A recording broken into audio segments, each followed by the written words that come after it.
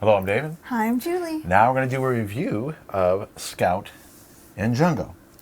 Jungo is for 2 to 5 players as well as Scout. Jungo is for ages 8 and up. This is for ages 9 and up.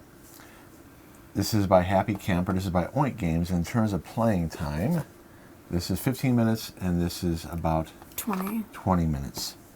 Okay, so we're going to give an overview and talk about the differences. Then we'll go over the criteria and then our ratings. Okay, so they're both card shedding games, which means you start off with so many cards, and so it would be 10 for, and a 2-player game would have 10 cards each, 11 each, and a 2-player game of Scout, and you play 2 rounds. You'd only play 1 round of Jungle, but they say you can play multiple rounds and keep track.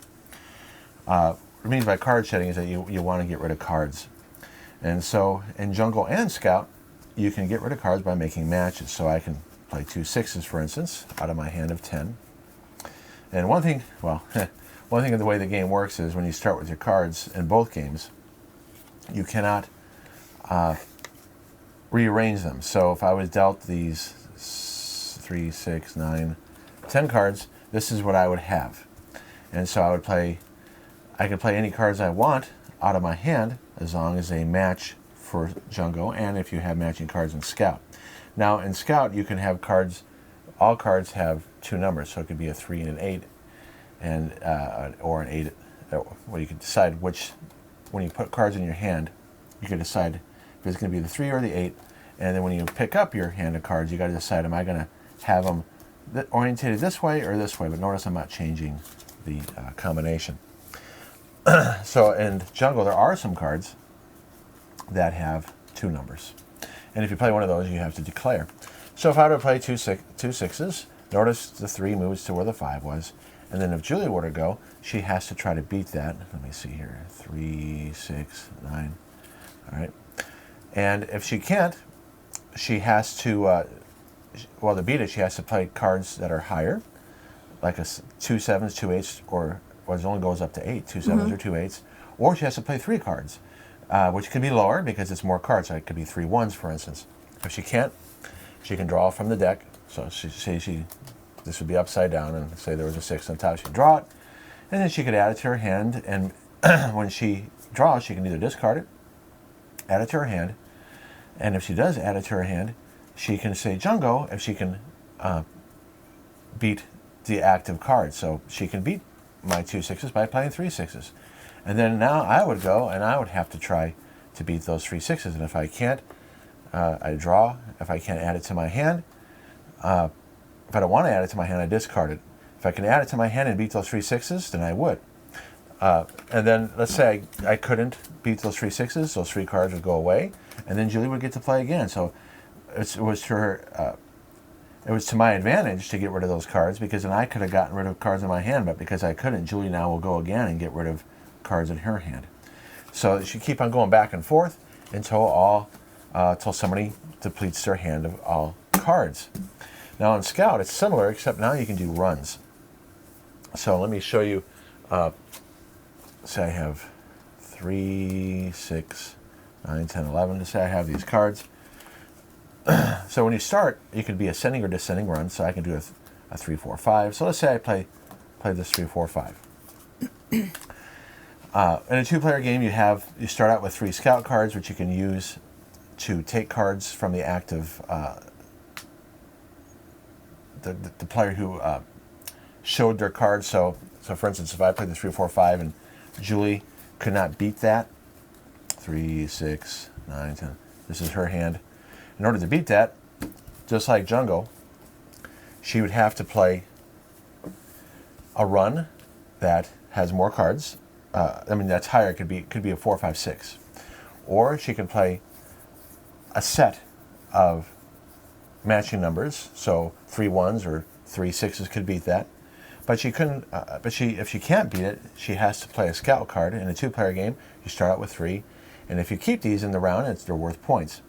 So then she could take either the card on the left side or the right side and add it to her hand.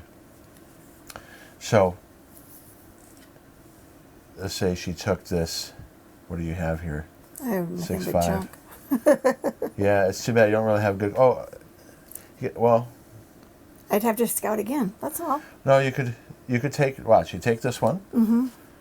She could add it to her hand as a 3 or a 2. She rotates it, adds it as a 2. See how she rotated it? Now, when she scouts in a 2-player game, you can do what's called a show and beat what's in the middle.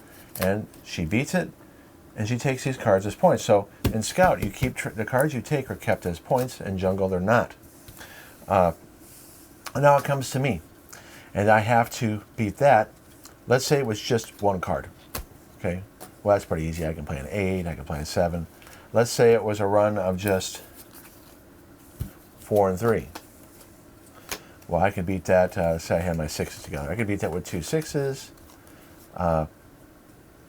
But I can't. But say it was 2 6s. Sets trump.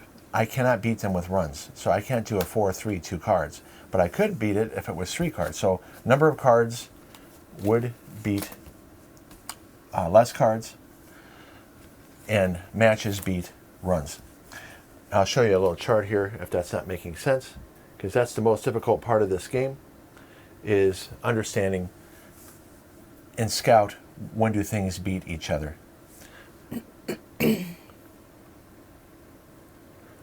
All right, so Scout ends when somebody gets rid of their cards, or if they can't scout anymore. So in a 2-player game, you'll see in our How to Play and Playthrough, one of the rounds ends because we run out of scout cards. There's so many cards that were played, like this. I only had like 1 scout card left, and I scouted. You could either scout on the sides. I scouted one, and I still couldn't beat it, even with the cards I had. And so the round ended, and so when the round ends, any cards that I had left count as negative points for me. If Julie had any cards left because I couldn't beat her hand, was discarded, and so she got points for any scout cards she had left, and any points for cards that she had taken. Whereas me, because I couldn't beat her her active hand, say I had these 4 left and I had these points, I would lose 4 points, and I had 6 points, so it would be 6 minus 4. I only have gotten 2 points, whereas Julie would have had 5 points, and these cards right here would not have counted against her. In a 3 to 5 player game, you scout cards are in the middle, and any time that you have to scout someone's active hand, you give them a scout card and take one of their cards. If it goes back around to that player and nobody could beat their hand, the round ends. And you also have an additional card here where you can scout and show in a 3, 4, 5 player game. That means that you can take a card and then show cards. In a 3, 4, 5 player game, when you scout a card, you just add it to your hand. You don't get to show right away. In a 2-player game, it acts like the scout and show cards. You scout and you you might keep on scouting if you have scout cards, because you'll have 3, and to try to beat that hand. So it's about card shedding, and Scout whoever has the most points, and Jungle basically whoever wins that hand. So that's a quick. You can watch our How to Play and Playthroughs for both games. Okay, so Julie, which few do you want to talk about there before I do my explanations here? I would say the fun, the complexity, and playing time. Okay, which ones do you want to talk about? Okay, I think Jungo is more fun than Scout. And why? Because according to the complexity, it's way easier for me. It's not so much stuff that you have to worry about, and it's just a straight, you have the number or you don't. And right. That's it. Because when you look at here with Scout, you have to worry about the number of cards, if it's a run, if it's sets beat runs. Whereas when you get to Jungo, it's just straight up. It's just straight up matching cards. Sets. So much easier. Okay. And I think that Jungo's playing time, even though it's 5 minutes less, I think it's still a little bit faster than Scout, because I take so long in Scout trying to figure out what I'm doing. You get that, what's that called? Analysis paralysis. That's the word. Yeah, because it's not as bad as we're making it sound here, but there definitely is more thinking involved with Scout, especially when you are able to, when somebody plays a run, or they have whatever's the active hand. Let's say it's an 8, 7, 6, and you're looking here at your hand. Okay, if I take the 6, do I use the 6 or do I use the 9? Or if I take the 8, do I use it as an 8 or a 7? Yep. And can I make it work with what I have? So, And sometimes for me, I forget what beats what. And so I just, and that's a criticism of the game, actually. yeah. When we get to the rules here, Well, it's all you now. they don't really explain. It's difficult from this chart right here to understand what beats what. They could have made a better chart. This chart that I have right here is from Board Game Geek. They should have That's so had much easier. Yeah, they should have had that reference card in there. Both rule books, so I'm kind of skipping ahead here. Both rule books have issues of being clear. For instance, one, the colors on here are really hard to see. You can see it on camera here because I have it really close, but that orange on white is terrible. And it tells you how to set up for 2 to 4 players, and then it gives you rules for everything. But then when you're reading it, that doesn't make sense because it doesn't tell you that 2-player rules are later on. Even though it tells you how to set up a 2-player game here, it should say look at the end for 2-player rules. So the rule book, you read it, it's concise, but too concise. It doesn't have an example playthrough, and this chart isn't very helpful. Same with Jungo. Jungo's rule book, it doesn't really, it needs to show a round of playthrough. So no one beats your combination. What that means is you have, like I explained, you have two actions. If you play one or more cards, or you go to Jungle and draw a card, okay? It doesn't. If no one beats your combination, the cards go away. It doesn't really make it clear that when you draw a card and you use what you're drawing to beat somebody, that, or if you don't, if it goes back to that player. So let's say I'm trying to beat Julie and I can't. It doesn't really emphasize that if it comes back to the original player, that their cards go away. That's an important rule that they needed to show around the playthrough. So the games could be, with the rule book and the complexity could be lessened if they had better reference cards and an example of play. This is why people are going to have to watch playthroughs. And then with Scout, the 2-player rules, they did not explain that if you have any of these Scout cards left that you start with, they count as points. They didn't really explain that. So it frankly happens with card games. They're so concise, but too concise, they needed to include at least a round of playthrough. All right, so the theme is basically, it's just math games, okay? Yeah, supposedly this is a circus theme, and you're showing your performers, and you're scouting more performers for your circus. Yeah, whatever. You can barely even see it. The artwork doesn't convey that hardly at all. There's some little icons that try to do it, but you're not paying attention to it. I've never noticed them, really. Yeah, it's like, oh, there's somebody riding a bicycle. Okay, maybe on a trapeze. It's so small. Now, I know there's, I think, a different version of this that has better art. And in Jungle, okay. I mean, it's cute. It's cute. But what does the numbers have to do with purple monkeys and green monkey? And the name is it's fun to say it, but... Yeah, Jungo's fun to say. It's just a math game, really. Yep. Okay, so the art, like you saw it, it is what it is. It's pleasant. I think the art could be better on Scout. Oh, definitely. Yeah, this is... You can up your game boring. on that. Yeah. And then, okay, so I guess we're doing 1920s, 30s cars for some reason. Okay. But again, the art doesn't really convey that. I do like the colors. I like the orange and purple. Yes. Components. So there is a difference in components in Scout. You could have counters, cardboard counters instead of cards. So you might have a different version. In terms of, so this is a laminate card. This is a better quality card. No, they both have laminate, not laminate, but linen finish. So both cards are decent quality. This will hold up to frequent play. So above average on card quality. I already explained the complexity. Playing time is great. Age and audience. It doesn't matter what age it is. The hardest game to learn to teach is Scout because it doesn't have those reference cards. And this can have frustration. We played this with one of my brothers, and he didn't like it as much because he felt like, I can't really do anything with the cards I have because it's a card game and you can get unlucky. Yep. So he did terrible. He was not a big fan. But that's a card game, so it's not going to be for everybody. No. And in terms of young people, it depends on how experienced you are at card games. I think if you're going to start with Jungle first. Yes. Get that down.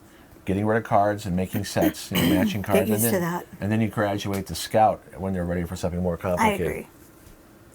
I already talked about the rules of educational merit. There's more math connections in Scout because you're adding, but they both involve making sequences, which an 8 or 9-year-old can handle. Oh, yeah. So which is like first grade, end of first grade could handle, even beginning of first grade if they're used to playing games. All right, so let's talk about our rating now. What would you rate Jungo? Jungo, I would rate probably 7, Okay, and then how would you rate Scout? 6. 6. Oh, we'll play in the mood. So for me, I'm going to say 7 to both. And the reason why is I'm okay with the additional complexity of Scout, but when I want to teach the concept of a card shedding game, of making sets, start with Jungo, and I would go to Scout. I may be less hesitant to play this with someone who might not be able to handle a slightly more complicated card game. But 7 for me, depending on the audience, because I like them both. I do like the more complexity of this. I do like Scout, but I don't like how hard it is for me to do. So that's why Right. I made it a 6. Right, it's more difficult. But you got mad at me because I was beating you in this game, and then you finally beat me. So sometimes Julie will change her rating based on if she can beat me in the game. But So, I didn't really change my rating, so well, at first you were upset at Jungo. I don't think you would have rated as high until you started winning a little bit. well, I think it's because I had to comprehend what I was doing, Right. and I'm still working on the comprehension of Scout, even though I've played it numerous times. Yeah. It's just still. Well, all I'm saying is that sometimes you rate games lower if True. you're not successful. I mean, you started being successful at this game and you finished it out, so that's why I Because it's think. not fun then. Yeah, I If I'm losing understand. all the time, why am I going to rate it something good? I understand. My point is, if you hadn't started winning, you probably would have rated Jungo a 6 too. I like the monkeys. I probably would still do a 7. Yeah. All right, so 7s for both of me. They're worth both owning if, depending on the group that you play with. If your group's not going to want a game that's too simple, don't go with Jungo. I agree. And if your group can't handle something too complex, don't go with Scout. If you think they can handle both, I think they're both worth owning. There you go. All right, so thanks for watching. Thanks so much, you guys. We hope you had fun, and we'll see you in the next video. All right, bye-bye. Bye.